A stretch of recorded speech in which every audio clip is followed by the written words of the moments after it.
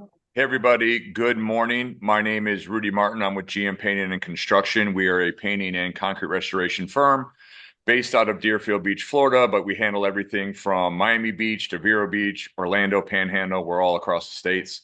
I am going to be hosting the new Construction Summit. The Construction Summit is going to be a monthly webinar and panel discussion. We're going to have a continuing education credit, and after that, we're going to roll right into a panel. We're going to have different panelists on at different times. Today, we have some distinguished members of our community. They're going to introduce themselves shortly. We got a few housekeeping rules. We got two buttons at the bottom of your screen that I want you to use. We have the Q&A and the chat. So we're going to have a lot of questions, and I'm going to try to keep up with those questions. So if we can keep the questions in the Q&A, that would be great. The chat button, that's for professional, polite, positive feedback. That's your hellos. That's your great jobs. So try to keep to use those buttons separately. We're going to let Mr. Jeffrey Green finish his presentation uninterrupted, and then all those questions we're going to try to get answered. We're going to open it up to the panel. So the next step, I'm going to open up the floor to introduce the panelists. We'll start with Carmelo and some introductions. Yes, good morning. Thank you. Appreciate the opportunity to be here with everybody. I'm president and owner of United Professional Engineering. We specialize in a lot of concrete restoration and building envelope restoration in the Southeast Florida area. Been in business for almost 21 years, and I've been at this work for over 26, almost 27.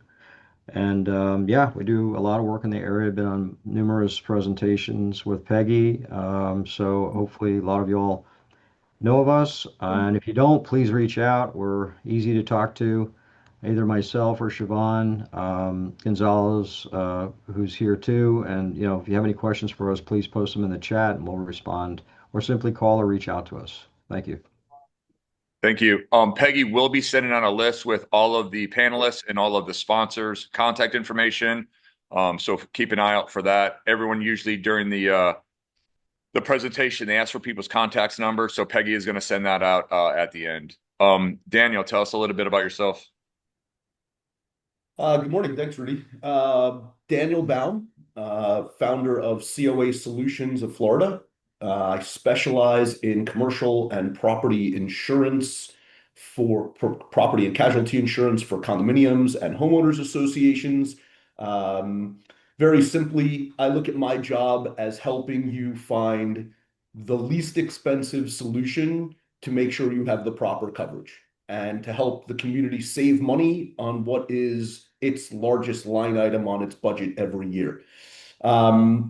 It's been a crazy 2025. The good news is for our associations that prices have come down pretty dramatically on most things property related, windstorm related. We've seen some increases in general liability. We've seen some increases in directors and officers. But all in all, I don't think I had a single community that had any substantial increase on their insurance this year, only very moderate, if any.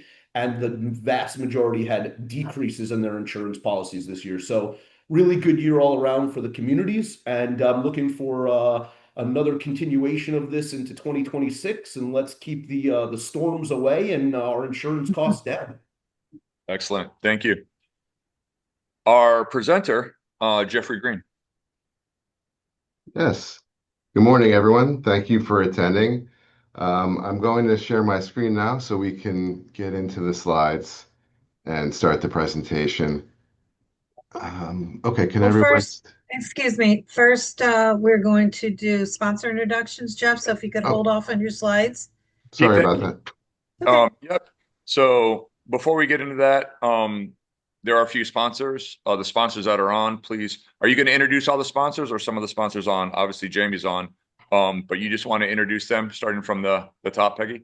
Sure. Do you have the agenda? Yep. So Ben Friedman from City Quiet Windows. I don't believe that he's on. No, but just to give him some advertising, Ben has a couple of locations, one on the East Coast, one on the West Coast, and he is full service. Reach out to him for any kind of bids. He is the president of the company, and he will be on the sponsor sheet. Yep. Jamie's here. Jamie, I'll let you introduce yourself and tell us what you guys do. Thanks. Good morning, everybody. My name is Jamie Gelfand. I'm the Regional Sales Officer at First Citizens Bank. First Citizens is a 125-year-old top 20 bank. I work in the CAB Community Association Bank Division, where in addition to lockbox FDIC protection relevant to today's class, we provide loans for associations, condominiums, homeowners associations, and cooperatives. It's always a good practice for associations to get more than one quote on their loan for pricing and terms. We do not require associations to move their banking relationship. So even if you're with a primary bank today, please feel free to reach out to us, get an additional quote for your projects. Thank you. This presentation being on funding construction projects and contracts, I would imagine that you're going to get a few inquiries after this. So thank you. Bob from Community Associations, you want to tell everybody what he does, Peggy? Oh, no, Bob's here. I'm sorry. Bob. Thank Welcome. you. Good morning, everybody. Bob Alec with Faster.io. We provide streaming TV and internet through our fiber optic system. We've been doing it for over 20 years. We have an engineering team that's been designing, maintaining, and managing most of the service providers here in the state of Florida. So the last couple of years, we've been doing it on our own, going into these communities, building the fiber optic infrastructure, bringing the fiber back to our facility, which is a 150,000 square foot facility here in Deerfield Beach. We are a tier 4 data center. We're the highest data center that you can be, the most secure. Most of the service providers use our data center facility to bring their fiber here and then shoot it out to the internet. Our streaming TV is fantastic because you can take it anywhere you go, including out of the country. You can change your address so you can get the locals for your zip code that you live in. And then when you come back, you can change it back. No community is too small for us. So if you're looking for just internet or internet and TV together, streaming, give me a shout. We'd be more than happy to come out and let you know what we can do. And we invite you to take a tour of our facility if you are in the area. Thanks so much and enjoy the class. Thank you, Bob. Peggy, do you want to introduce Dawn? You're on mute. Sorry about that. Yeah, Dawn Miller is also one of our sponsors from the Paving Lady. They have expanded now from Southeast Florida all the way up to the Orlando area. So if anyone has anything that they need related to paving, just please give her a shout. Again, her name and number and contact info will be on the sponsor sheet. Thank you. Vinteum, our partner, our IT powerhouse, which I know a lot of business owners and reps, including myself, sometimes struggle with IT. So we love your partnership. And not only do you do a lot for us, but you do a lot for communities. Tell us a little bit about what you do. Yes, absolutely. Thank you very much. My name is Laura. I am the sales executive at Vinteum. So here at Vinteum, we provide software and platform services for communities, meaning HOAs, condominiums. We also work with cooperatives and property management companies as well as property managers. We help you all have, a website for your community, a residence platform where communication, engagement, and organization are a lot easier for you guys to, make this volunteering a lot easier for all of you. So if any of you, especially here in Florida, the new 1021 House bill is already running. So if you haven't catch up to that, to have your website or your residence portal, please reach us and we'll totally help you with all of this. We will send our information through the chat. So feel free to reach you. We're super happy to help you all. Thank you. Thank you. I just would like to interject. Thank you to Julia, the wind beneath my wings, from the whole journey of getting the flyers out all the way through till now. She does a great job. I really appreciate you. So thank you so much. Thank you, Peggy. I would like to also, you're welcome. I would also like to share Siobhan Gonzalez on today from United Professional Engineering. She has prepared a little short intro as well. So Siobhan, tell us about all the details of what you guys do over there. Yes. Hi, everyone. Happy New Year. My name is Siobhan Gonzalez. I am the business developer here at United Professional Engineering.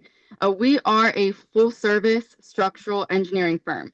We've been serving South Florida condominiums for over 20 years. So our team is licensed, experienced, expertise in serving condos from, the roof to the pool deck. We do all things special inspections, milestones, building recertification, phase 1, phase 2, of course, concrete restoration. So we're here to be that resource for you. We value these webinars. We value your attendance. And more than that, built on integrity, we really emphasize the importance that our firm commits to empowering and educating boards and property managers. So I share that to say we're glad that you're here. Keep attending. And if you ever have an engineering question, you're not sure when to call an engineer, you're not sure what you need, we are here to be that resource for you, answer your questions, provide guidance. So it's great to meet you. Make sure to connect with us, and we look forward to serving you soon. Awesome. Thank you very Thank you. much. So at this point, we're going to turn it over to Jeff Green. I've been in construction since I've been in high school. And I'll tell you, every time we have one of these webinars, I learn something. So I'm very excited to hear from Mr. Green. So Mr. Green, if you want to start sharing your slides, we'll get into the presentation. Thank you for that. And thank you to all of our sponsors. And thank you for everyone who is attending today. This is obviously a very big issue in Florida right now, construction contracting and funding.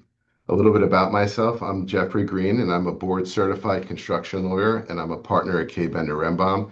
And my focus is almost exclusively on condominiums and homeowners associations and construction-related matters, which is pretty broad these days. It includes major capital projects, funding strategies, contract negotiations, insurance disputes, and unfortunately, litigation when things go sideways. I mean, we do always try to avoid that, but it is sometimes unavoidable. And this course is very popular and exists right now because associations are increasingly having to enter into construction projects that in the past may not have been required or may have been optional, but that's no longer the case. Today, projects are constant, unavoidable, and unfortunately sometimes urgent. And boards are forced to address structural safety and compliance issues that have accumulated over decades, often because of deferred maintenance or prior boards not necessarily funding the association the way they should have been funded. So just to be clear, this class isn't about how anything's actually engineered or built. It's about how projects are governed through the association and what we can do to protect associations from serious financial risks. And one important thing to remember is that most of the construction disputes I see do not start with bad contractors or bad engineers. They start with bad planning, bad funding decision, and bad contracts. So examples of large expenditures, I'm sure many of you are dealing with this right now. The first one is emergency mitigation, and this happens, unfortunately, if there's a roof failure, a pipe burst, a storm event, and these triggers can often result in, unfortunately, 6 or 7 figure costs that were never anticipated in the budget. And one thing that I see often is that these costs sometimes are not covered by insurance, or if they are, it's a fight with your insurance carrier. So the first piece of advice I could give you is for any sort of emergency mitigation is to get ahead of it. And when your building's in good shape, to discuss with your insurance broker what type of coverage you have. Because today in the insurance market, these carriers are often trying to sell policies that have exclusions that can really put the board in a difficult position. I've seen policies that don't cover water loss, which is, I would say, 80% of your emergencies. So definitely talk to your insurance broker about your coverage so you're not underinsured. And that's my first piece of advice. The next sort of big program that we see now that requires a lot of work is these recertification programs. When your building reaches 40 years old and every 10 years after that, in the past, these would oftentimes just be rubber stamps where an engineer would inspect your building, say everything was fine, and then a building department would come and approve it, and boards wouldn't really have to make any repairs. But unfortunately, since the tragedy a few years ago in Surfside, this has changed. Engineers take this very seriously, and these inspections, they will go in and with a fine-tooth comb to look over your building, as they should. They want to protect you. And if your engineer has an issue that they say needs to be fixed, there's no getting around it. You have to fix it, and you have to come up with the financing to do that. The next big thing that I see all the time now, and I'm sure a lot of you do, especially with aging buildings, is concrete restoration. This is probably the biggest project that most boards will go through, and the costs can be very unpredictable because your initial scope with an engineer, when they just look at the outside of your building, they really don't know how much concrete needs to be replaced until they get in there, and it can balloon the project to something you thought may have been $1 million to $3 or $4 million. And the next item we often see is code issues, such as your fire and life safety issues. So if a building inspector comes through your building and thinks there's something wrong with your fire safety or life safety building and orders you to replace it, again, that's non-negotiable. The general magistrate for the cities will require the boards to fix whatever issues these code officers find. And if that's the case, there's really a timing element, because if you don't fix them soon, you can start getting fines from the city, which can add up at $200, $300, $400, $500 a day. So again, non-negotiable. If there's a code violation, they must be fixed. And then you have your normal components that need to be replaced: roofs, elevators, seawalls. So the takeaway is your boards don't really have a choice about doing these projects. The only choice they can do is how they prepare when they do happen. And to prepare, there's multiple sources of financing.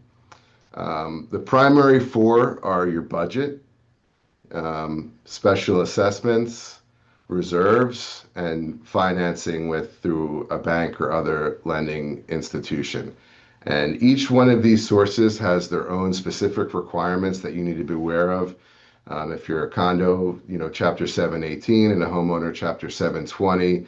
And of course, your governing documents talks about how each one of these sources of finance is governed and the procedures you have to go through.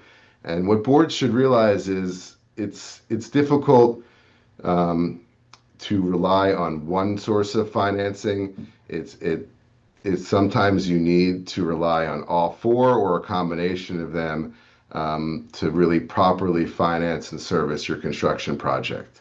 So everything we talk about today is related to these four sources, because as an association, you've obviously limited to how you can fund things, and these are the main sources. The first is, and this is very important these days, is your budget and reserves. Florida law has changed in the last couple years about how reserves are treated. For decades, they were flexible, and boards often had a choice to waive reserves.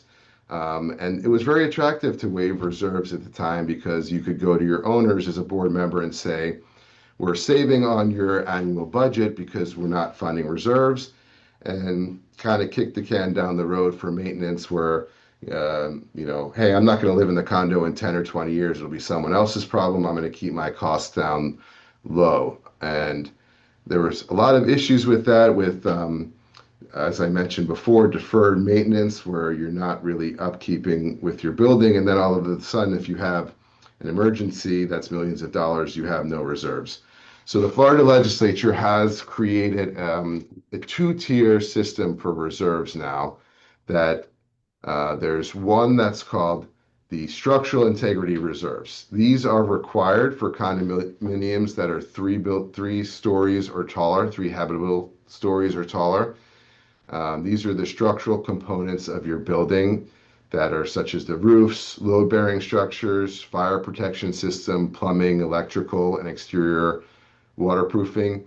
These components for those qualifying condominiums must be reserved. There's no ability to waive them anymore. The second source of reserves that we do have that you have a little more flexibility on is the non-life-threatening building component reserves, such as paint, landscaping, other sort of furniture. Those types of reserves you can still waive, or you can have more flexibility with those. So what a reserve study is it's a planning tool.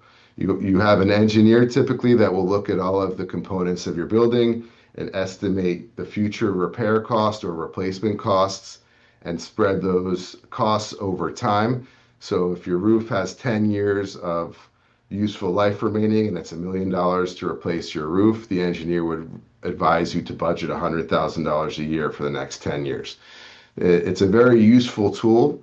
Obviously, it's not always perfect because we don't know what things will necessarily cost in 10 years, or sometimes things last longer, or there's issues where they don't last long enough, but it's definitely a useful tool and a required tool for your structural reserves.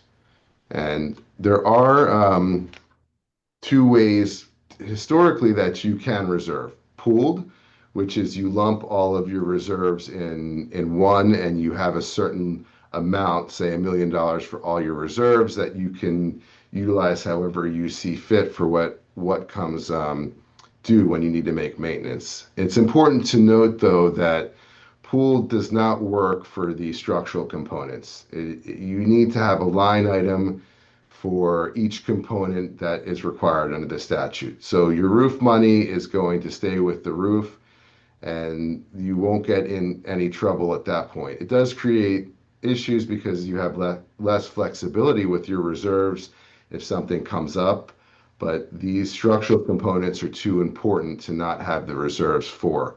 But the other line items that are not structural, you can pool, and you can use, you have more flexibility to how those are used.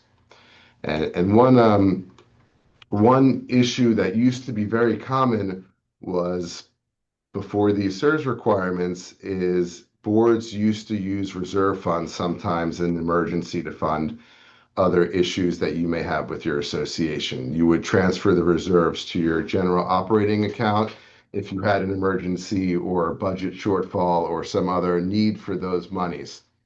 Today, the qualifying condominiums cannot do that for the SERS. You can't transfer those reserves to your general operating account. They have to stay there, and I don't want to say unfortunate, but it does create issues where associations now have to have higher budgets and monthly assessments because there's no optionality with the reserves for these components, which can be very expensive. So like anything else with your association, budgeting and reserves is very important. It's worth retaining an engineer to not only create a reserve study, but to work with you and your management team on budgeting the reserves with your attorney as well, so you can pass a budget that's workable for your community. The next way to fund these projects is a special assessment. They are powerful tools, but they're often volatile because they require strict compliance with your documents, with the statute, with timing, with the content of the notices, and an error, even a slight and small error on the notice or what's included in the special assessment can invalidate the assessment. In my practice, we've seen multi-million-dollar special assessments be challenged because the notice was improper.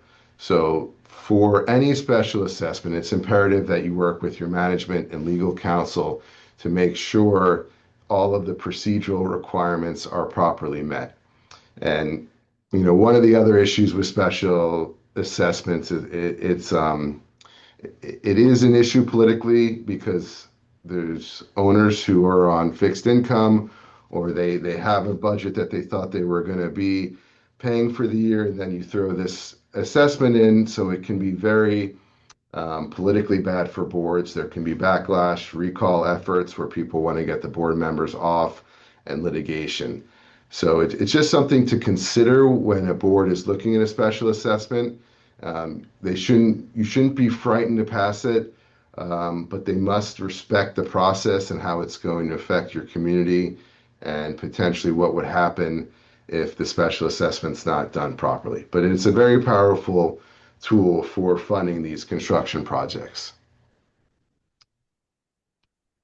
The next way to fund a project, which is very common now, especially if you have a multi-million-dollar concrete restoration and you do not want to assess your owners, depending upon the size of your building, tens or hundreds of thousands of dollars at once, is to finance through a lending institution.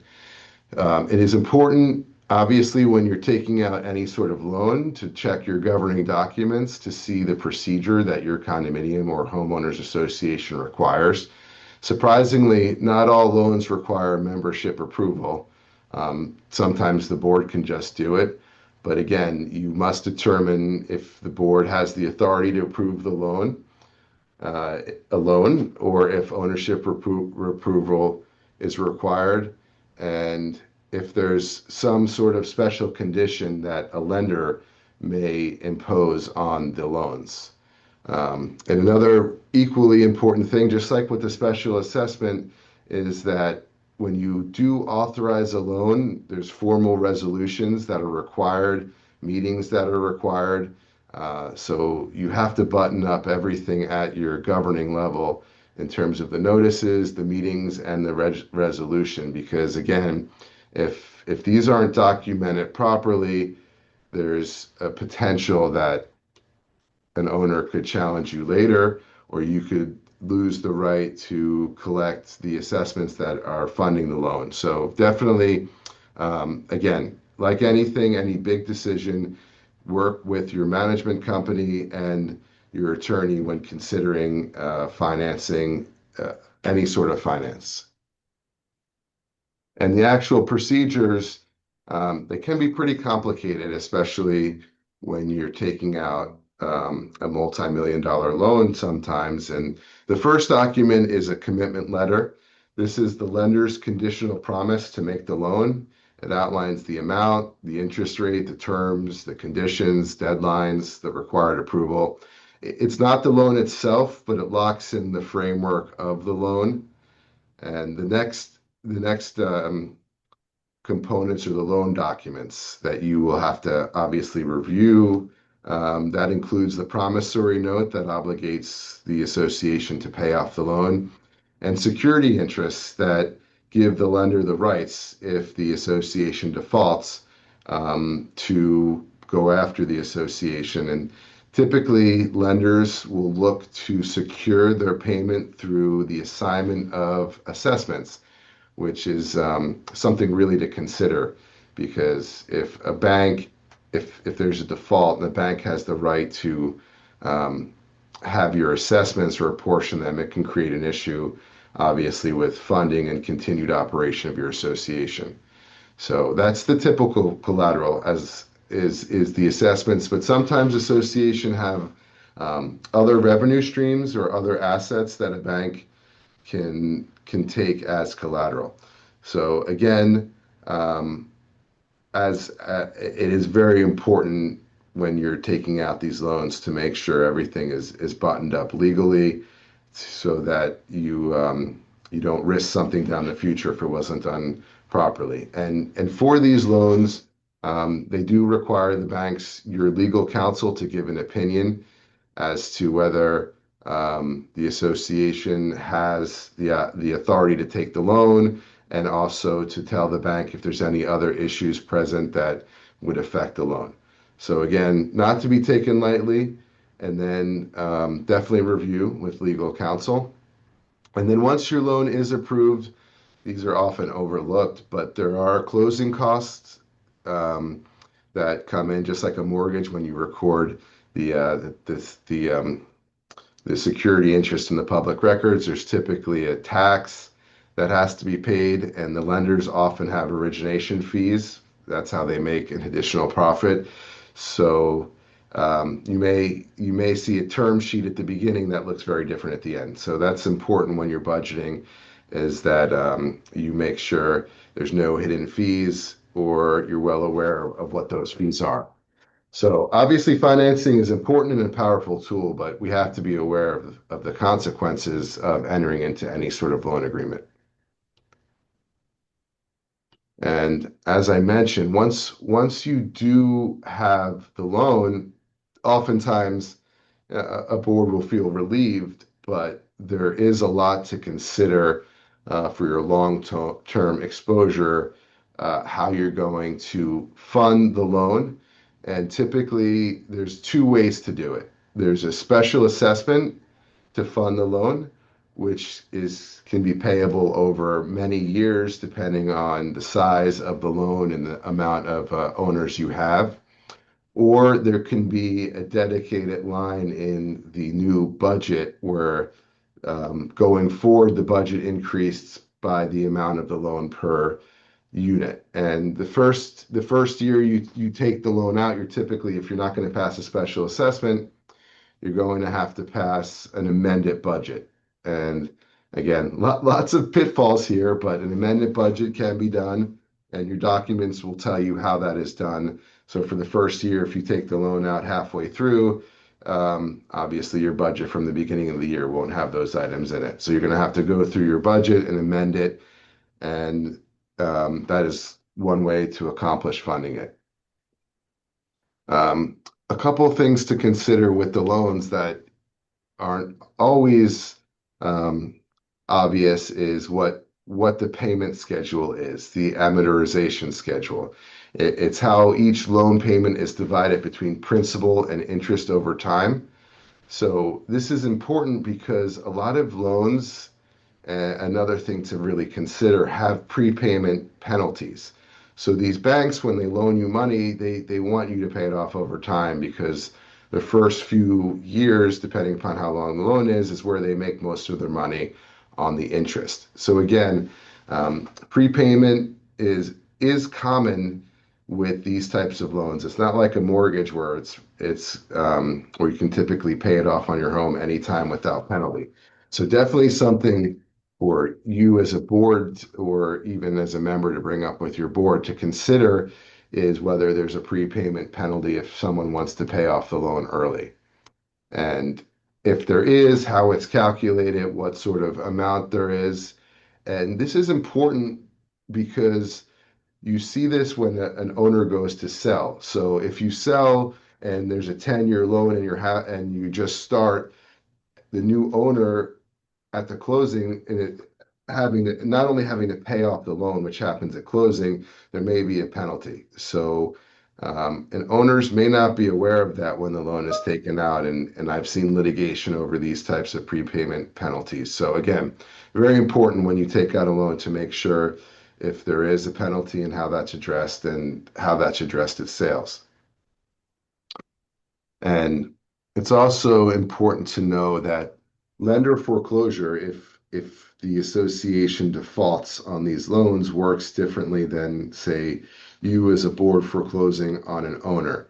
The lender will foreclose on the entire association, and they're not going to sell your common elements. That's not allowed legally. But like I said earlier, they will take an assignment on your assessments or security interest on other revenue.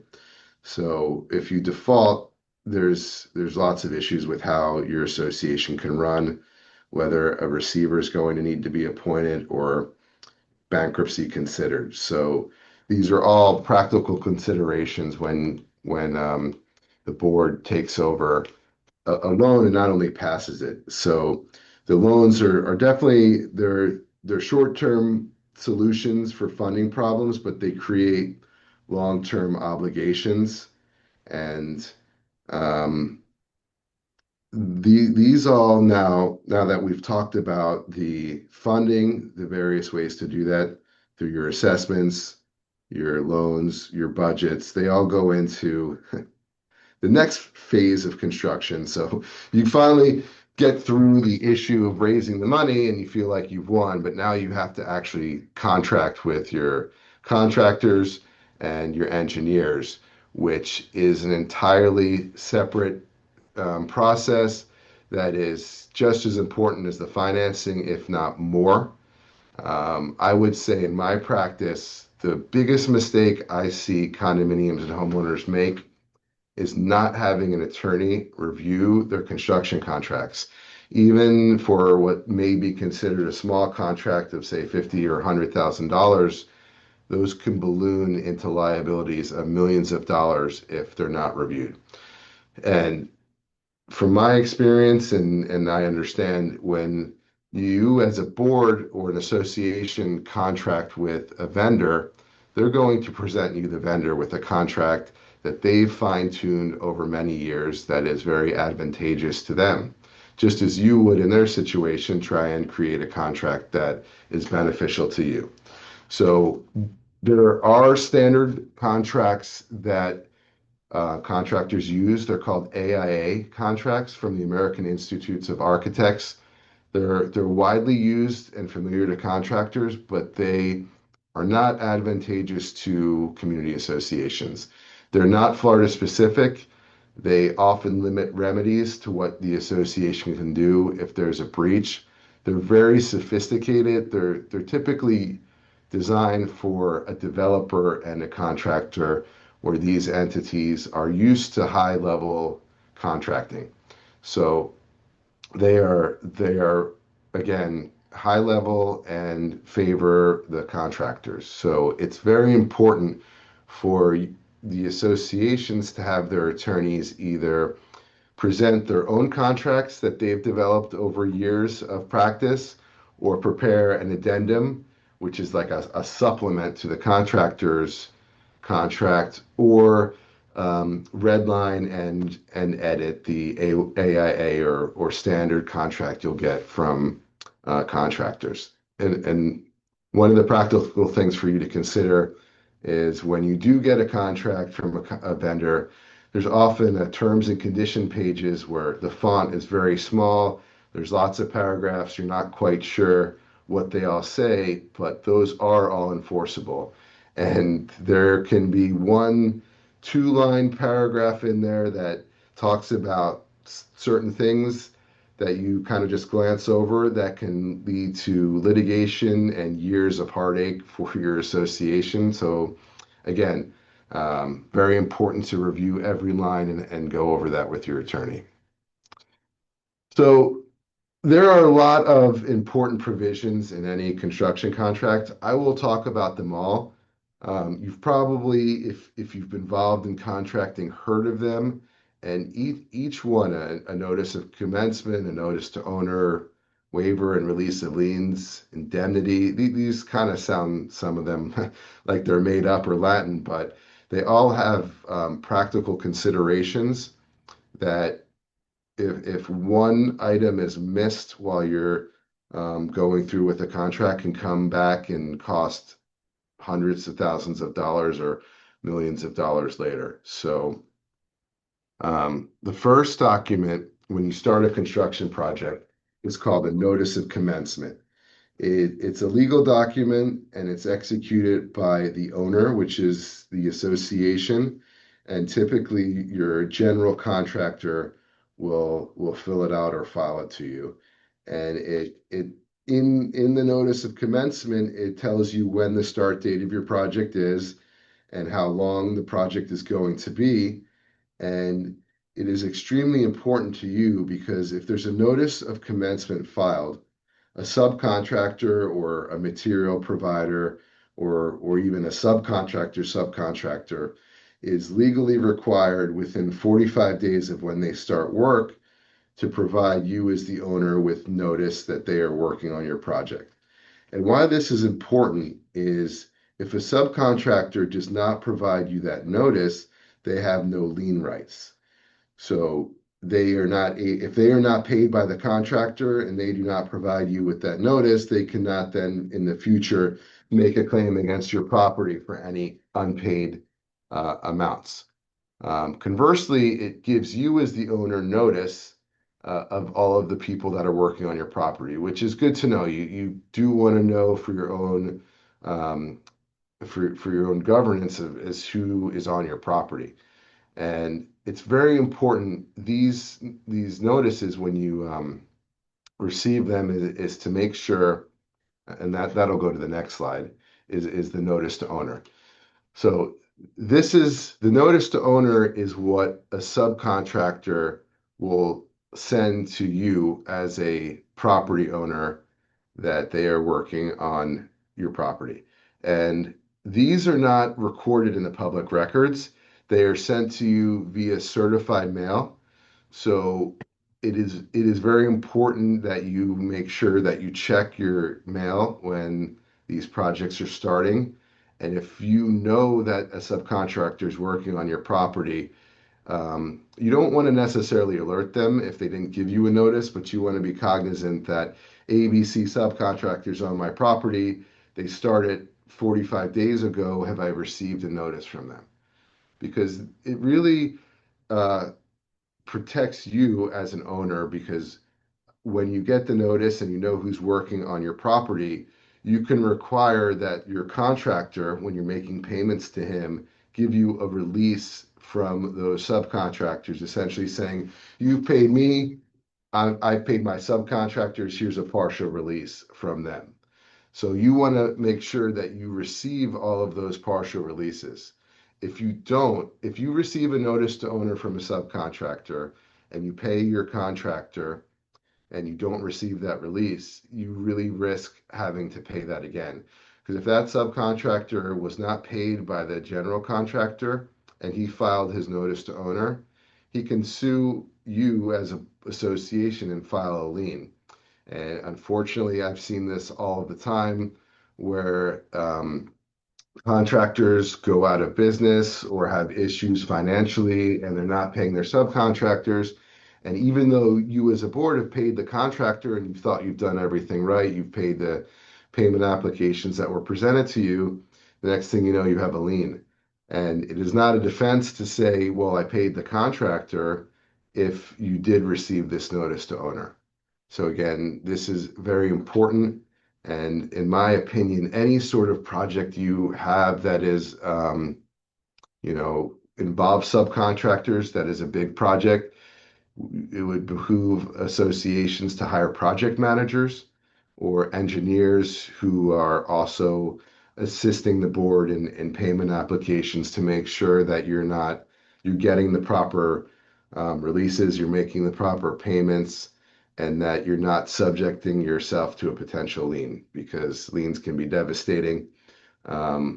They do create a cloud on title. They affect your owner's ability to sell, and then they entitle the subcontractors, even though they don't have a contract with you, to award of their attorney's fees if they sue you. So very important to make sure you administer the project correctly, which goes into the next slide, which is, I briefly touched on it, waiver and release of lien.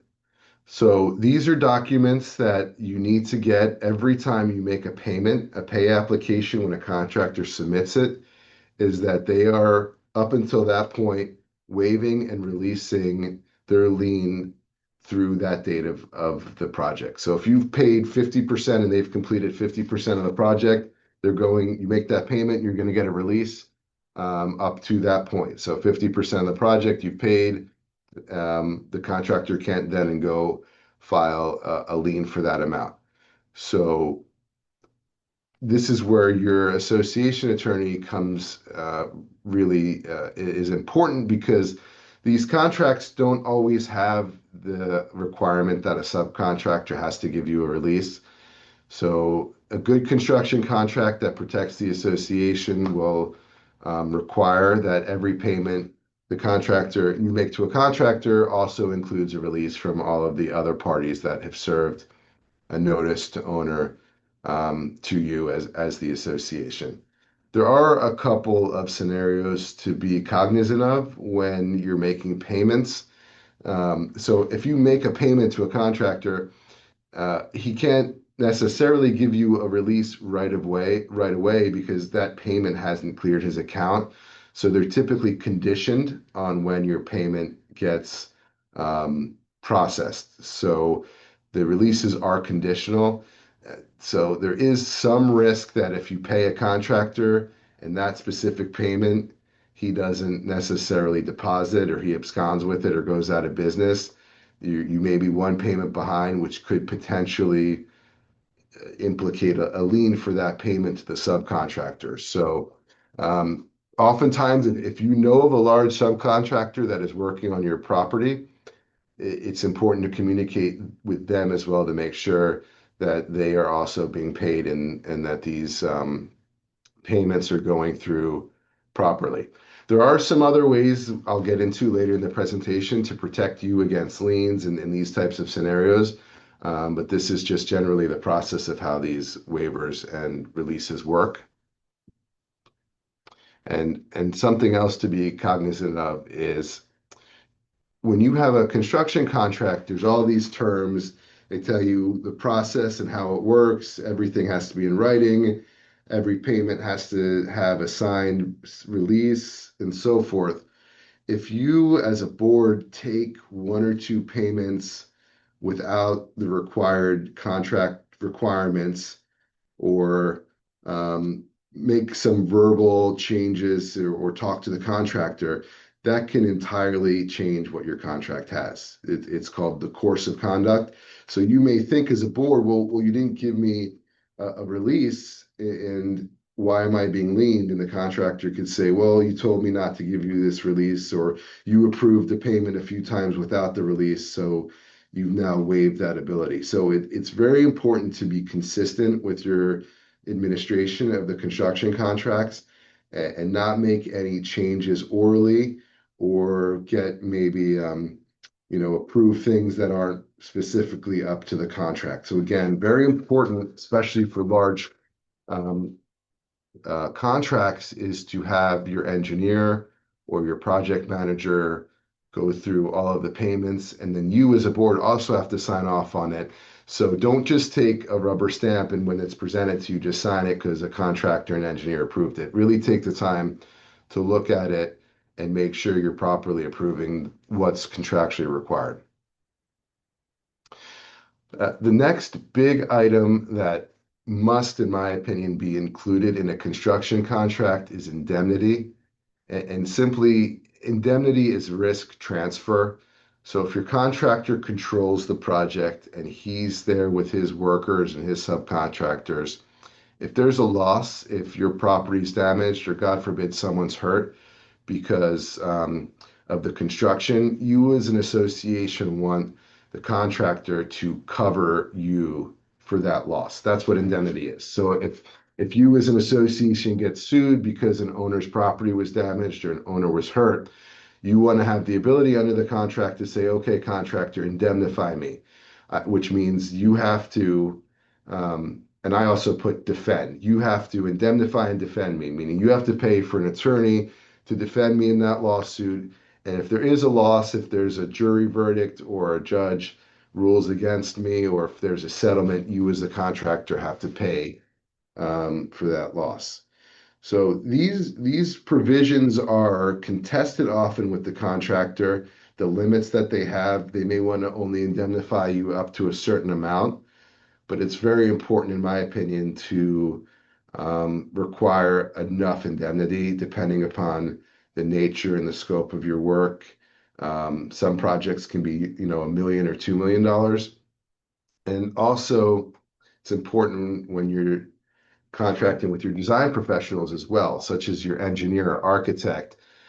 They don't like to indemnify you, but there can be serious issues if their plans are faulty. And it's important to note in construction, if the engineer's plans are defective and then the contractor follows those plans exactly and something happens, you can't necessarily sue the contractor because they followed the engineer's plans, who's the professional. So that's why it's important to also have protections when you're contracting with your engineer, not just your contractor, including the indemnity. And one way typically indemnity can be a contractor, depending upon their size, is through insurance. So insurance is the financial backstop for indemnity. And this is what they do. Contractors' business is construction. They are typically qualified to get large insurance policies. And when they talk to their insurance broker, they will have to tell them that, if there's a loss, I have to protect the association.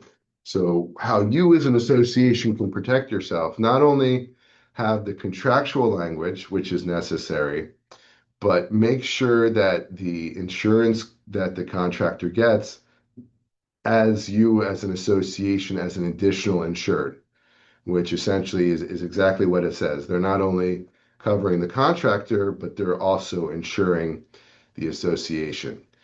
And it's very important. This is a mistake I've seen made. When you go under contract, the contractor will give you a one-page certificate of insurance, which will tell you the limits and who they have their insurance with and what type of insurance they have. And at the bottom of it, it will say specifically, ABC Association is an additional insured. That's the language you need. You can't have it where it just says ABC Association is a quote certificate holder. That doesn't mean anything. That just means the contractor gave you their insurance. That doesn't mean you're an additional insured. And I've seen people where I've come in after the fact, the association gets sued, try and sue the contractor's insurance, and the insurance carrier say, you're not an additional insured. You only have this, you're only a certificate holder. So it's a distinction that most people wouldn't know, but if you have an attorney who has construction background, they will know to make sure that you're an additional insured. And also, very important that you realize these insurances are typically good for 1 year. These construction projects can take 2 or 3 years sometimes if they're complex, especially concrete restoration. So it's very important to know when the insurance expires, and that before it does, your contractor renews and gives you the insurance certificate for the next year as well. Because the timing of the occurrence that triggers insurance coverage is very important. So if your contractor's working in 2026 and then finishes in 2027, if you're sued in 2028 because someone got hurt, say in 2026, the policy issued in 2026 will be the one you have to trigger, not 2027 or 2028. I know it gets confusing, but you just want to make sure you have continuous insurance so you're protected throughout the whole course of the project. And the another thing to consider too is builder's risk insurance. So insurance, typically the general liability policy for the contractor will protect you for property damage or injury caused by their work. But builder's risk is a little bit different. Say the contractor has the site open and leaves for the night, and there's a fire that destroys the site. That wouldn't be necessarily covered by your general liability policy. That's a specific policy that is called builder's risk. So when you are entering into these contracts, make sure you talk with the contractor and your own insurance agent about builder's risk. And one final word on insurance, and I see this all the time as well. Insurance doesn't warranty the contractor's work. It's not there for defective work.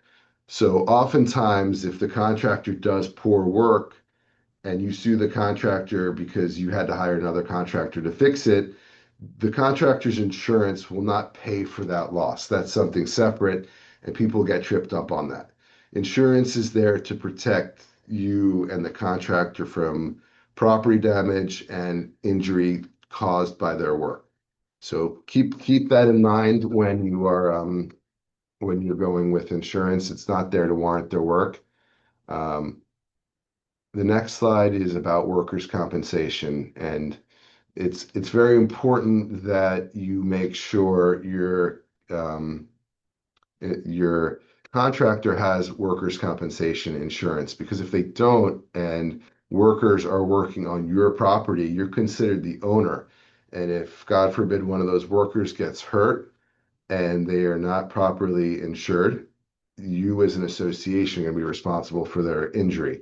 So definitely make sure that you have workers' compensation, not you, the contractor, and that it's valid. Because if if they don't have it, or if they hire workers that are exempt from it, you could potentially have to pay for their injury. So definitely make sure when you're dealing with for insurance purposes, that you have a general liability, that you have builder's risk, workers' compensation. You want the contractor to also have auto insurance, because if their workers get hurt driving to work, or if they're using machinery, you want that insured. And for larger projects that could potentially be millions of dollars, I also recommend getting umbrella coverage. It should not be that much for your contractor to get it, but it's, in my opinion, important coverage to have, because it can protect you if, God forbid, you have a multi-million-dollar loss. The next chart is something that is extremely important, and I have not seen a contract that has not had at least one change order. And a change order is typically a written amendment to the contract that modifies the term. It will increase the scope or the cost or the schedule, and you will see change orders 99% of the time in concrete restoration. When you have an engineer that goes out initially and creates a scope, taps your building, and says you're going to need $1 million of repairs, and then once the contractor gets in, he opens it up and it's far worse than they thought. So just for budgeting purposes, especially for concrete restoration and even other projects like roofs, I would always allow yourself sometimes even up to 50% more than the original contract, just so if you come into these conditions that are more than you thought, you are not underfunded. Because the last thing you want as a board is to have to pass a special assessment or go back to your bank and get a second, an increase in the loan or a second loan. It is very difficult to do that once the project starts, and you'll have a mutiny on your hands. So better to overfund, especially concrete restoration work and other large renovation projects, and then at the end, return the money or lower the assessments to your owners, and show them how well you did at managing the project, and have to assess twice. Couple things to consider with change orders is they should always be written, always be approved by your engineer and looked at if you have a project manager or yourself, and always done consistently.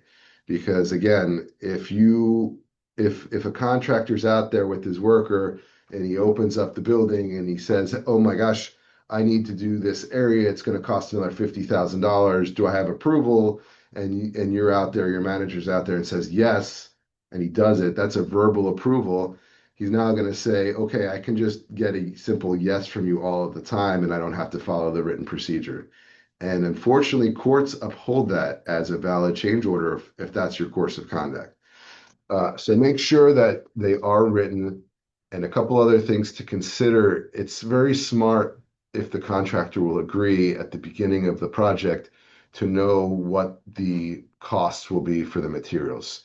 So if you have a fixed cost, you can control your budget a little more if they need 100 more quantities of that material, as opposed to, say, 2 years later when they discover they need more of that material, they're going to charge you the cost of that material 2 years from now, which can sometimes be 50% more. So these are discussions to have with your engineer. It's more of a technical aspect, but just in my experience, it's good to get your costs locked in at the beginning. And also, this is a big one that contractors kind of try and hide is general conditions. So every day when your contractor is doing work at your property, he's incurring expenses, overhead, his labor, his office space. Those are general conditions. So change orders, I would make sure that you know what you're signing and what the contractor's seeking for general conditions, because you may have a change order for 100,000, but he's saying I have now a 15% increase in my general conditions, which is another 15,000. So you want to make sure all of that is negotiated at the beginning, what the general conditions will be on the change orders going forward, so you have as much control over the finances as possible. So again, very important change orders, how they're administered, how they're approved. Probably the biggest item in contracts that are fought over and litigated is whether change orders were necessary or done properly. So when you get one as a board for approval, very important to make sure they're done properly and that your engineer verifies the quantity that the contractor is requesting to increase. The next items are, and you may have heard of these, and these are more protections for the board. They're called payment and performance bonds. They're two separate bonds, but they're typically issued by the same company. And the name of a company that issues these is called a surety. It's not it's kind of like insurance, but it's a little bit different. And these bonds, I'll talk about what they are, but they are procured through the contractor, not through the association. So you as a board can't just call a surety up and say, I want a bond. It has to be done through your contractor. So a payment bond is great for the board because if all of those procedures I talked about, if you followed properly, you being the board, if you got the notice to owner, if you did a notice commencement, then you got notice to owners and you made your payments and you got the releases, if your contractor goes out of business or abandons the project or for some other reason doesn't pay your subcontractor, the payment bond will step in and pay the subcontractors. So very important, especially on large projects, to get a payment bond because this is South Florida, and unfortunately, I mean, it's probably everywhere in the country, but I've seen a lot of contractors who things happen. They go out of business or they don't budget properly and they can't pay their subs. So you want to be protected. The next bond, also in my opinion, is equally important. It's called a performance bond. That bond's there to protect you if your contractor either abandons the job or walks off for some other reason or doesn't do the job properly. In that case, if you've done everything proper, the performance bond will essentially step into the shoes of the contractor and work with you to either pay you for the contractor's the amount it would cost to finish the project, or the bond may hire their own contractor to come in and step in and fix it. So these are great tools to have, and I recommend them on all projects that are even over $100,000 to protect you. And the cost is typically 3 to 5% of the project. And one thing to consider is, like I said, you can't, as an association, get these documents. They have to go through the contractor, through the surety. And if the contractor comes to you and says, I'm only bonded for, you have $1 million project, I can only get a bond for $100,000.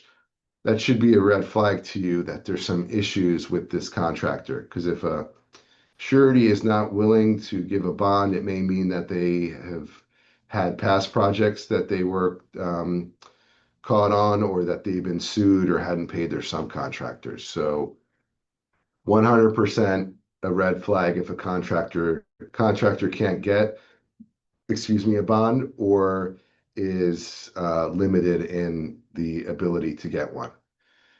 Just procedurally, when we spoke about the notice of commencement, the bonds are recorded with the notice of commencement because your subcontractors also have to provide notice to the surety, to the bond, that they are working on the project.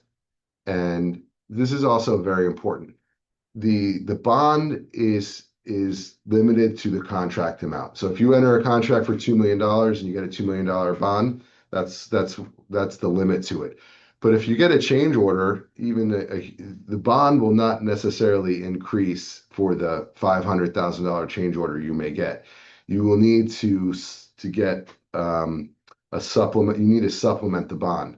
So you just need to make sure, even if you have a $2 million project, that your contractor is able to bond higher, because, as I mentioned before, a concrete restoration project may ultimately wind up twice as much. You just want to make sure you're able to bond properly enough to the limit of the project. And the last part of contracting, and this is very important, is how you terminate the contract. And this has to be negotiated because if you get a contract from the contractor, it's not going to give you as an association the option to terminate a contract for convenience. There's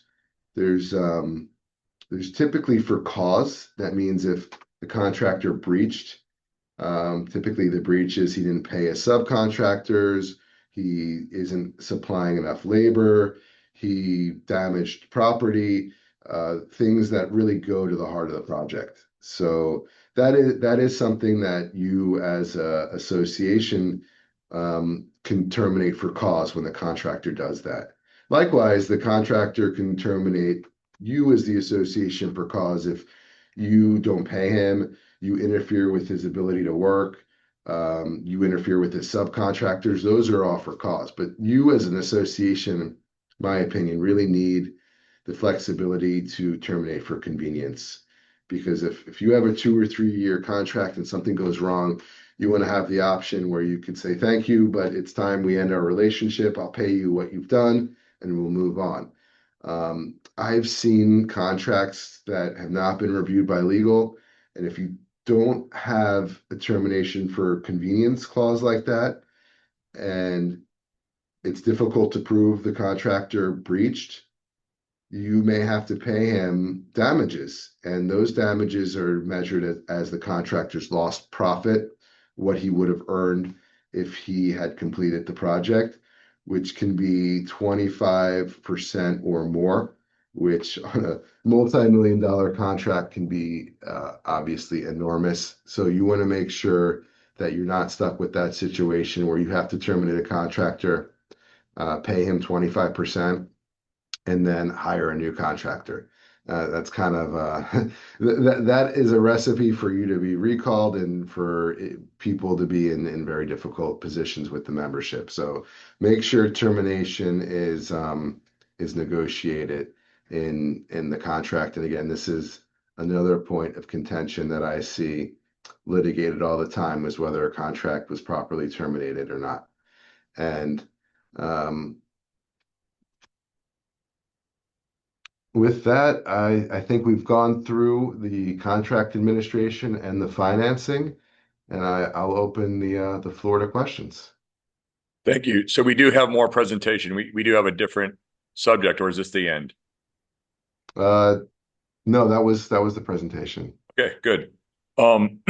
Great presentation. He's spot on. I'm sure that, Carmelo and everybody else is going to have, some insight on this. We had a lot of questions. Some of them I answered live. Some of I didn't. We'll start while everything's kind of fresh in our head. You said bonding. Is there a threshold for large projects to obtain a bond? You said 100,000. I think Carmelo might have a different view. I have a different view, but this is all based on experience. So Carmelo, what's the smallest project that you've ever seen a bond go for? Have you seen a bond go on a $100,000 project? No, typically I would say over $1 million.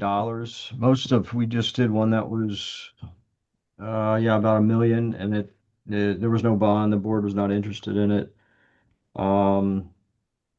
Yeah, it's kind of hard to say. It's that I defer that to the attorneys. I provide my opinion, and then most of the time the attorneys pick that up. And I haven't seen bonds on jobs that are, I think, 1.5 to 2 million bottom threshold, and up.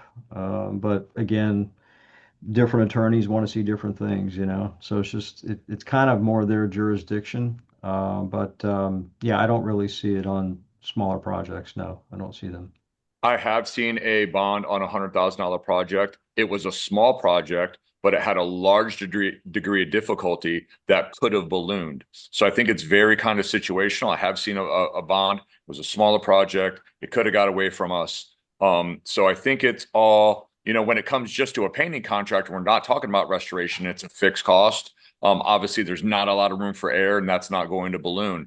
But when it does come to concrete restoration, and this is just my opinion, as a contractor, we're the bottom of the pecking order. You have Carmelo or an engineering firm, they're the executive chef and they're telling us what to cook. They're giving us the recipe. Jeffrey Green, his role would kind of be the owner of that restaurant to make sure that, or the GM of that restaurant to make sure that that restaurant is profitable and we don't have any loss, we don't have any litigation, we don't have any harm. So when you kind of think of it, anyone that's not championing all of these steps is a red flag. So it's good to, of course, have your lawyer, and a good contractor will champion a lawyer and will champion an engineer, and the engineer will kind of do the same. So everybody needs to kind of play in the sandbox, and these rules are and method are put in place for that. We had a really good question about loans. So does a condo loan travel with the owner or the unit, or does it stay with the association? If I'm at a condo, we took out $1 million loan and I sell my property a month later, that stays with the association. It doesn't stay with the unit owner. Is that correct? No, that is one of the items I hit on. So typically when you sell, that loan comes due at the sale. You're going to have to pay off what's left at the closing. And that's why it's very important to know if you have a prepayment penalty or not, because the new seller, if you have a 10-year loan and he buys year one, he could have a significant prepayment penalty. So no, those are with the units typically, and at closing, if you're selling, they're addressed at that time. And is it also common to address the amount of the loan per unit? I know there's always some argument that if a loan comes in and let's say it's $1 million, but you have a 1 bedroom, a 2 bedroom, a 3 bedroom, a penthouse, there could be different tiers for that loan. So I think it's very important to have transparency on what is your piece of that loan, or is it equal across the board, or does it have to be written in? 100%. And every community is different with their documents, but you're right. If you have a penthouse that's 3,000 square feet and there's a 1 bedroom unit that's 800 square feet, typically those will be assessed at different rates. Document driven, what your governing documents say, but very good point. It could be a different amount for each unit, what they owe on the loan. Different types of loans. You have a loan for a project, typically a construction loan, and then you have a line of credit.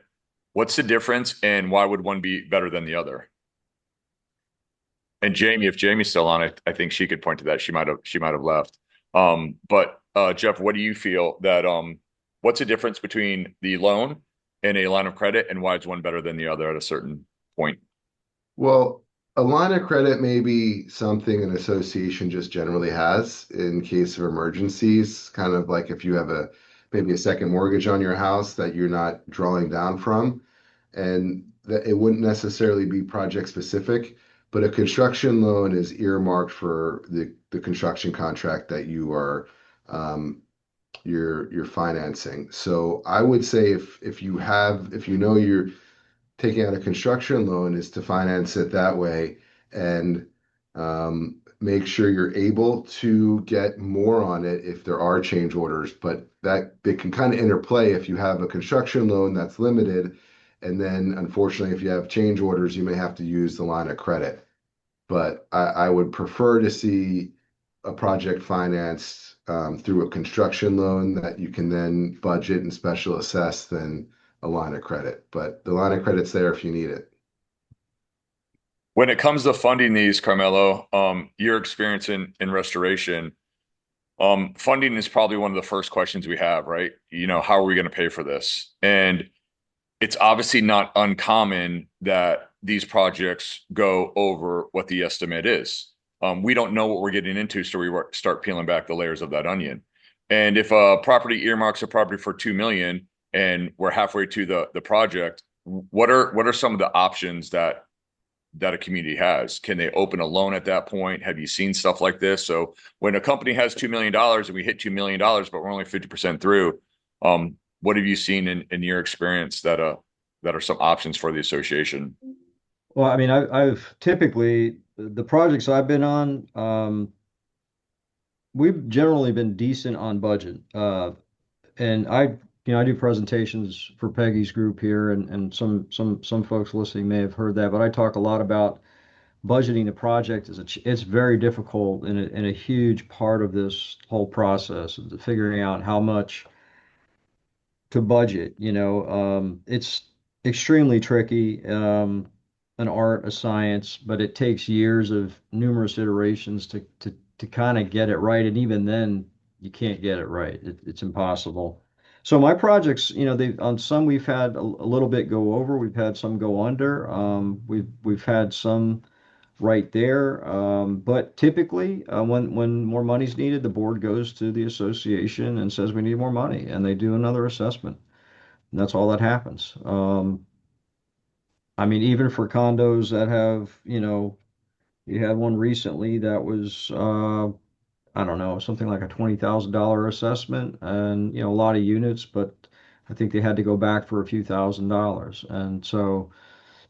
You know, And that's because primarily they added railings to the project, $1 million of railings, which wasn't part of our contingency. So on a $6 million project, the project came in at eight and change with railings. So I was actually we nailed it between our assessment and our contingency, but the railings put it over, which was their choice after it was bid out. And so to answer your question, though, we haven't had any serious issues with that.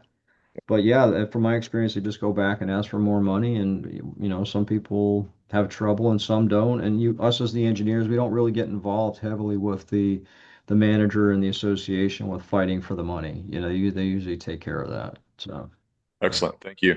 yeah. So we have a kind of like a case study here regarding the bond. Original bond was obtained for 1.7 million. With numerous change orders, it went above 3 million. However, the bond company is trying for a year to obtain information from the construction company to upgrade the bond amount and is unsuccessful. What can the association do in this case? Was that to me or to Jeff? I'll give that to Jeffrey. Yeah.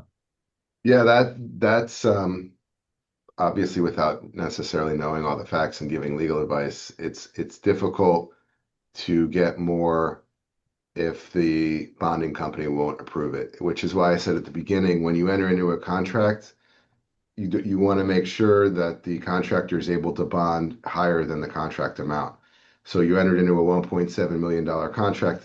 I know it's kind of already in the past and you can't go back in time, but that's really the time to see if he's able to get $3 or $4 million of bonding capacity.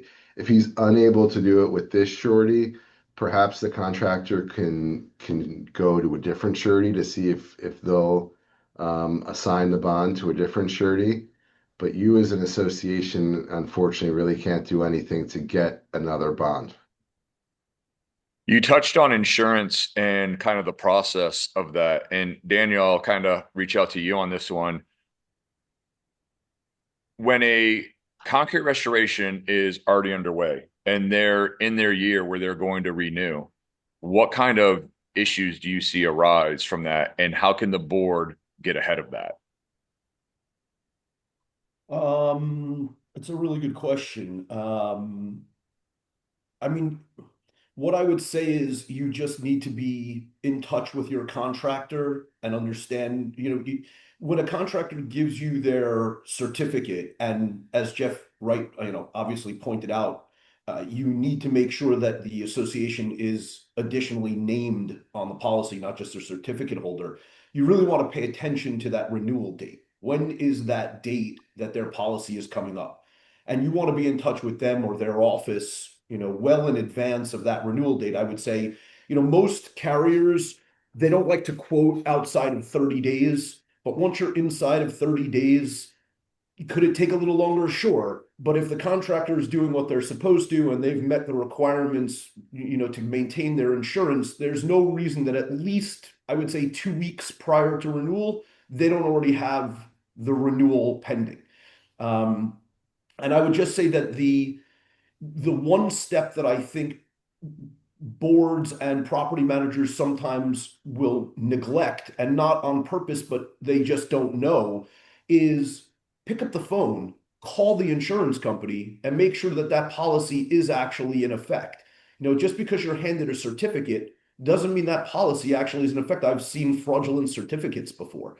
So I'd say that you to basically protect the association and make sure that the coverage is as indicated, is double check at least 2 weeks in advance of that renewal date for that contractor's policy to see that they have a new one coming in.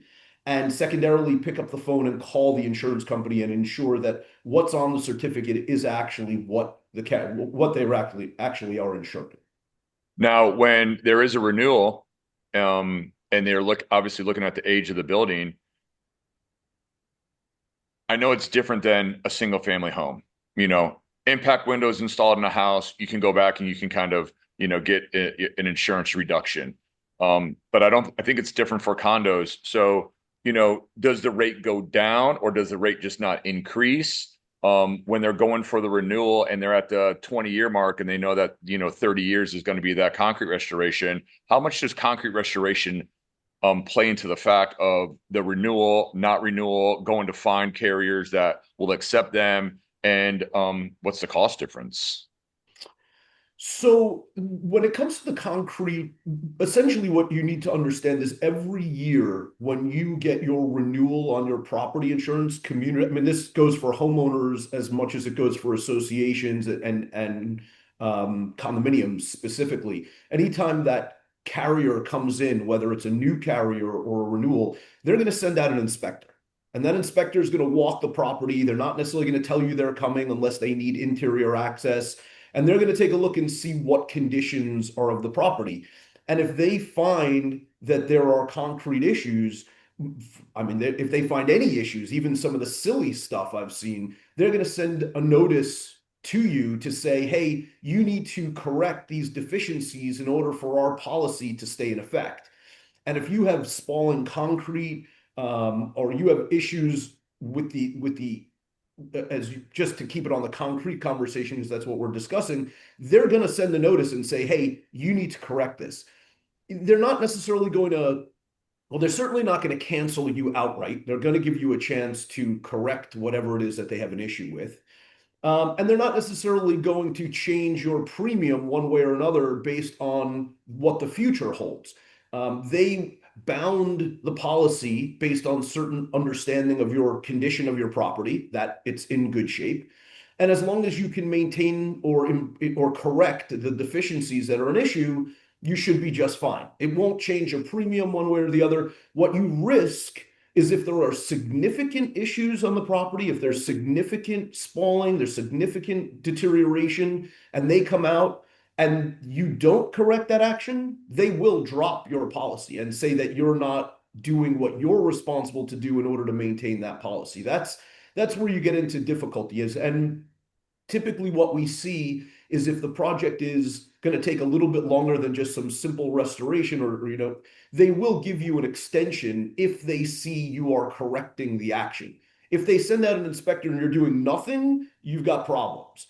But if you're making your best efforts to fix the issue or address the issue, and you can show, hey, look, I've got a contractor, we have a contract, we're just waiting for them to come out, we've put up cones to let everyone know this is an area to be careful of. They'll give you an extension if they see that you're using your best efforts. It's only when you basically ignore the problem and allow it to continue to deteriorate that you're going to have challenges with insurance carriers.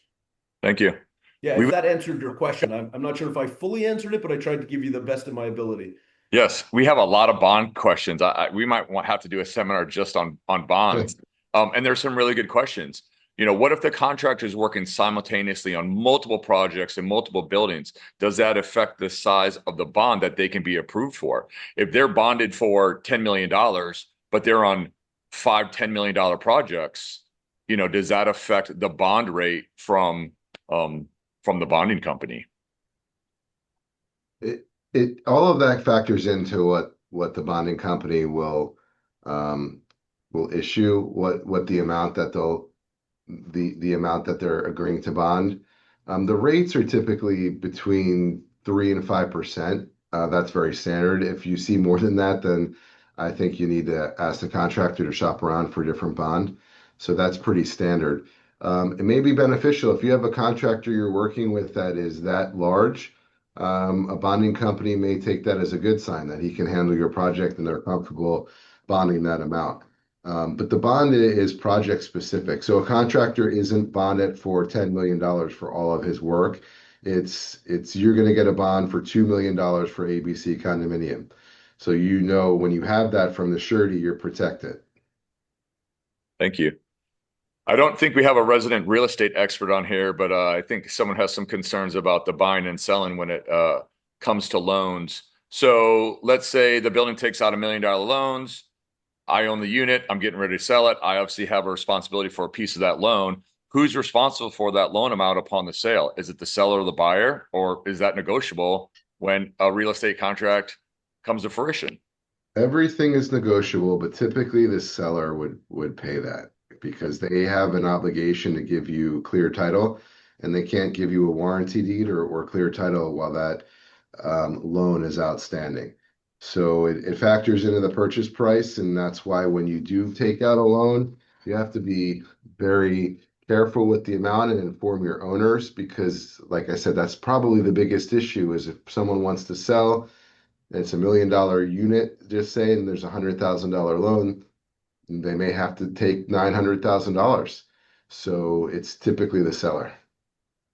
So when a change order is signed, when does the contractor require to notify the bond company of its increase? Who's responsible for notifying that bond company of the increase? You have to request, you as the association have to request the contractor to do that. He won't just do that as a matter of course. Say you have a project that maybe only has 1 or 2 change orders that are small. You may not want to go back and notify the surety because you're going to have to pay an additional premium when the contract amount goes up. But if you have a change order that is significant, you will then you as the association tell the contractor to go and increase the bond, and he will, and you're going to have to pay the 2 or 5% premium on it.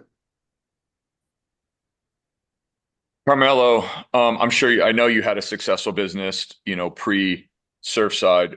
Post-Surfside, we know that this industry is, I think estimated at $17 billion and it's going to grow. I think they said 29 to 30 billion by 2030. What type of increase have you seen in the amount of work coming across your desk? And does it concern you that the new players in the industry, such as engineers and contractors, are not prepared or have the experience they should to handle the influx of work? Yeah, it's a good question. I mean, we've seen steady work, but not a major increase. There are a lot of new players in the business, and yeah, we've seen steady work, but not a huge increase like we did after the collapse. There was a knee-jerk reaction where everybody was getting inspections and research were being done, which at that time we didn't even have the phase 1 call out really. Some municipalities were still getting online with their paperwork, including Palm Beach County and so on. But I think there's just a lot of new players in the business. I just actually had a call yesterday with one of my engineering colleagues about the state of this industry. And that call was specifically about the definition of substantial structural deterioration, which I really hate. And talk about it in my presentations. But we think there's a lot of engineers out there just drumming up business and going out there and maybe they don't really know what they're. And this particular engineer actually told me that they don't even do these inspections because of the liability. And there are some structural engineers out there that hold that position where they don't feel comfortable inspecting and signing off on these buildings saying that they're safe when they can only look at a small percentage of the building. So that in itself is challenging for engineers.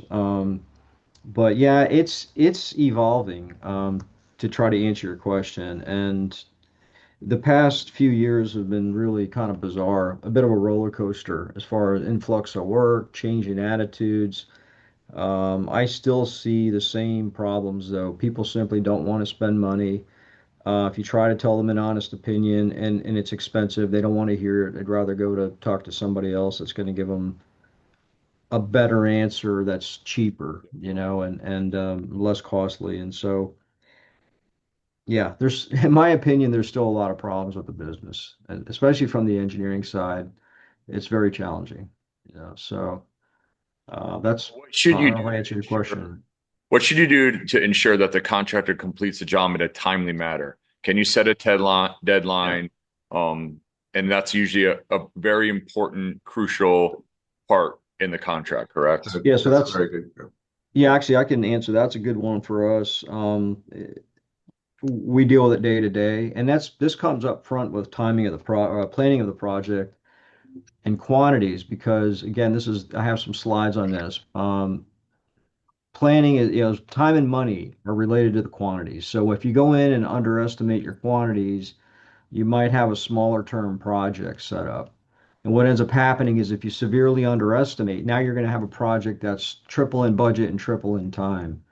And so it's really critical about planning for it. But that's a loaded question and hard to answer. And Jeff did mention something I wanted to comment on that he said you're better to aim high and estimate high, and I agree.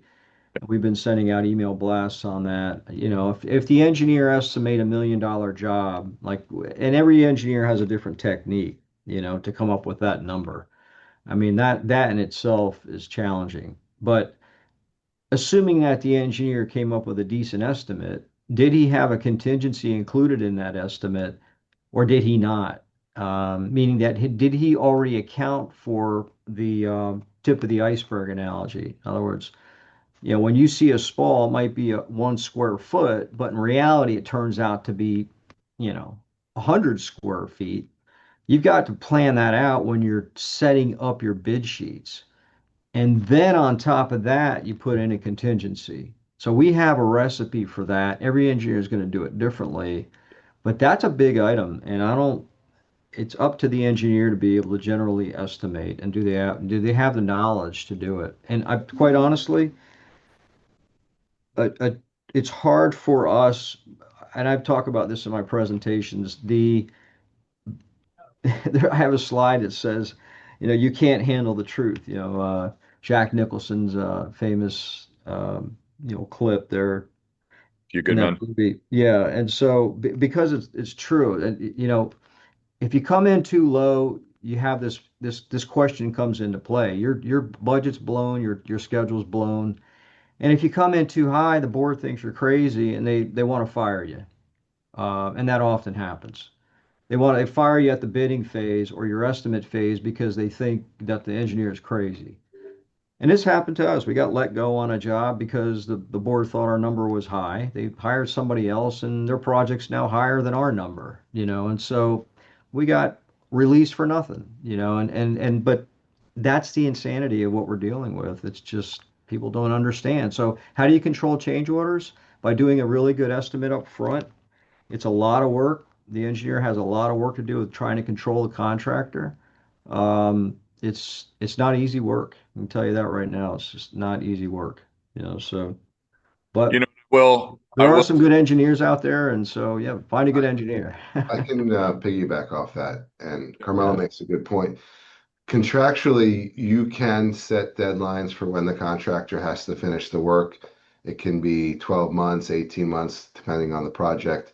If they go beyond that, it's called liquidated damages, where you can set a daily rate, typically between $200 and $500, that accumulates per day if they don't finish the project on time.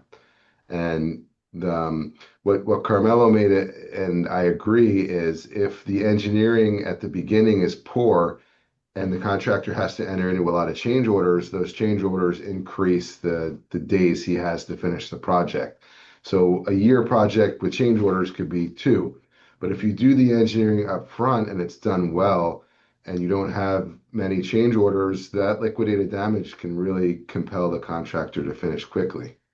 Yeah, let me add to that too. Thanks, Jeff. I meant to comment on the liquidated damages because from our projects, what ends up happening is if you have, yes, change orders are pretty much an inevitability, 100% guarantee you're going to have some change orders. And there will be every project I've been on, we've had quantity change orders because we can't nail it perfectly. So, but from what happens is for each change order, you might have, let's say, 1 cubic foot of concrete added to as a change order beyond the initial estimate. But now you're allotting time to that. So for each unit that you exceed your estimate, you've got to allot time to that. Could be a day, right? So each unit you're over, you have to add time to that, and that's where it adds up. So for us, we've really never had a situation where liquidated damages are triggered. Because when you have a change order, time is added to the project, and it always kicks the project out further. So we've never had a situation where the contractor has had liquidated damage situation because of that. And by the way, that's a very tricky thing to do during the project. There's a number of layers of complexity with this stuff and planning these projects out where what does a unit of time take, and so these are very complex things. There's you know every question has more questions than a lot of answers, but yeah, change orders are inevitable. It's very likely that the project goes over in time to some degree, although we actually have one project that's coming in under on time and under on budget. So, but yes, like Jeff said, I'd be a little cautious to say good engineering. And that to me is a little bit of a loaded statement. It kind of hits a little hard because it's so difficult to estimate these projects.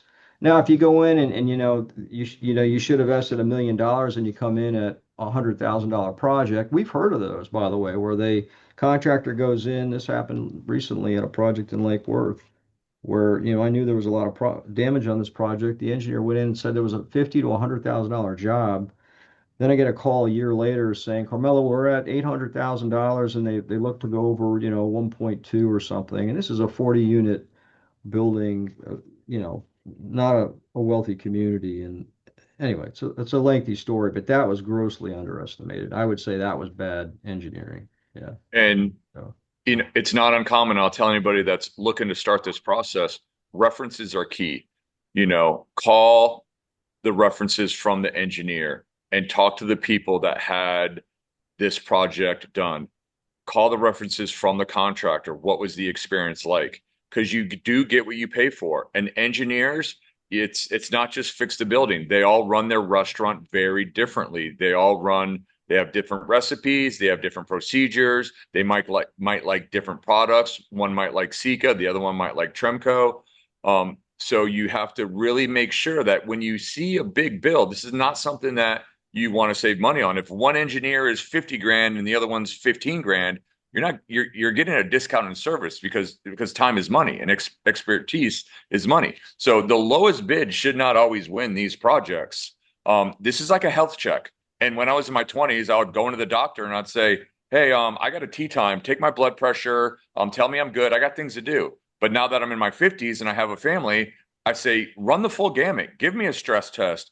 Give me a full blood panel because I really care about the health. And that's how people should treat their building. What I see is a lot of people that are in charge of these buildings, they're not full-time residents. This is their vacation home. So they don't want the burden of spending extra money.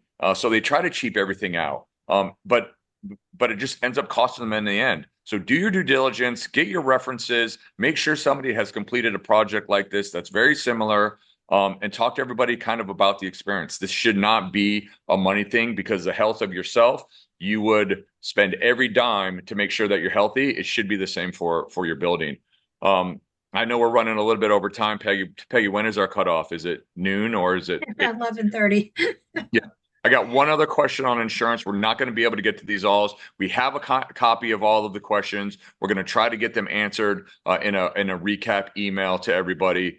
An insurance question. So is there a minimum amount of extra liability insurance that association should carry for a specific project? Should they up their liability insurance when they're on a project? Or should all that fall on the general liability of the contractor, Daniel? You're on mute. You're on mute. Sorry about that. Should they up their umbrella, their excess liability is the question? Yes. Should the association increase their liability?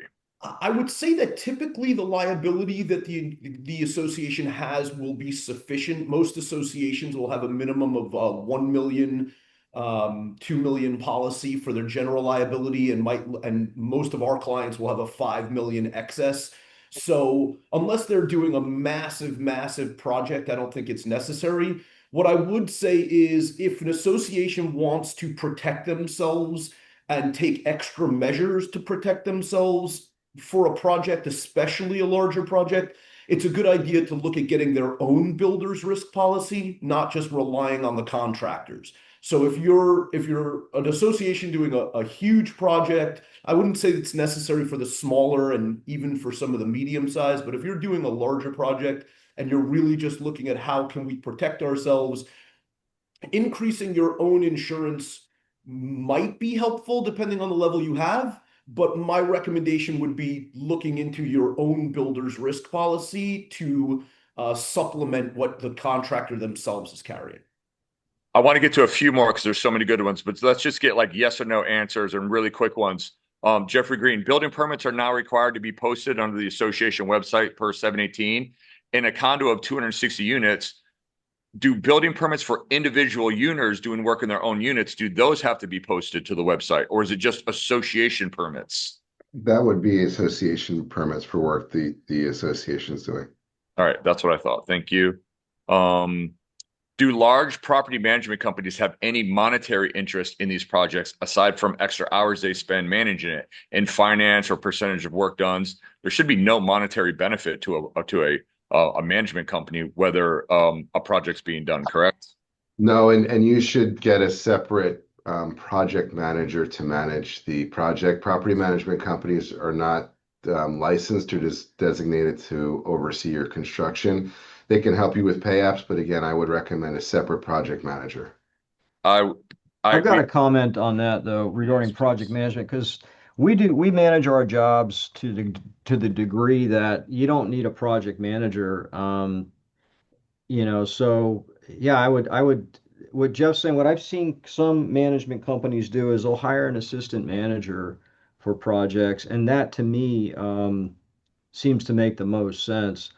But it depends on the engineer. And I think the project management conversation came up because there are some structural engineers that don't really understand concrete restoration work and dealing with boards, etc. It's complicated, stressful. There's more to it than design. And I think that's where it came up. But if the engineer understands the work and they've been doing it for a long time, they know how to manage it like we do, you don't need a project manager. And so yeah, I want to comment on that because there's a lot of stuff out there where project managers, in my opinion, I'm not sure what they're doing on a job like ours. I don't think they'd be providing too much or adding too much. It'd be costing a lot more for us, So that's a tangent conversation, but wanted to make a couple of points on it. I'm going to let Peggy close it out. I want to say a few things. We were curious to see after the continuing education credit, how many people were going to hang out for the panel discussion. And your thirst for knowledge and your thirst for information is obvious. Almost everybody stayed on and they wanted to hear what, Jeff and Daniel and Carmelo had to say. So thank you, everybody, for taking an interest in this topic. We're going to try to get those other questions answered. Look for Peggy to have a few emails. You're going to see me again next month with a different topic and maybe some different panelists. So thank you for your time. We're excited to release this construction summit, CEU and panel discussion. I'll turn it over to Peggy to close us out. Okay, great. Yes. And if you guys remember, I said 2 hours, but anyway, next time we'll go 2 hours. I just want to say, I thought this was a great way to kick off 2026. Jeff Green, I can't thank you enough for helping us to do that. Rudy, for your outstanding time and all of your input to set this up and to co-host it with you. I want to thank the panel, especially for all of your great comments. sponsors that are on. I want to say thank you to all of you to helping it make it happen as far as inviting a lot of the guests that are on today. Thank you to our boards, getting this information and working with your managers on all of our webinars that we put on is really the best way to work together and to get all of your projects to come back in the way that you are trying to get them to turn out. We know that you can attend other webinars, so I appreciate you choosing our network here. And we will be having the Construction Summit as a series, as Rudy said, every single month. I'm only going to mention 2 webinars that are coming up, but I want to let you know that I have a webinar coming each and every week in the next 3 months for sure for the Condo Zone. The next one that I really want to emphasize is in January on the 29th. I have reserve advisors coming in with an attorney, Jane Boland, to discuss the reserves again. And our next construction summit is going to be on February 13th. So you can go to my website if you like. That's flcondovendorsforyou.com. I have them all posted. You may even be able to pick up a few vendors for projects because now, as you know, you have to get 3 bids, and this might be helpful. So thank you very much. Happy New Year. I'm so glad to get started with everybody on today, and I look forward to the next one. Thank you.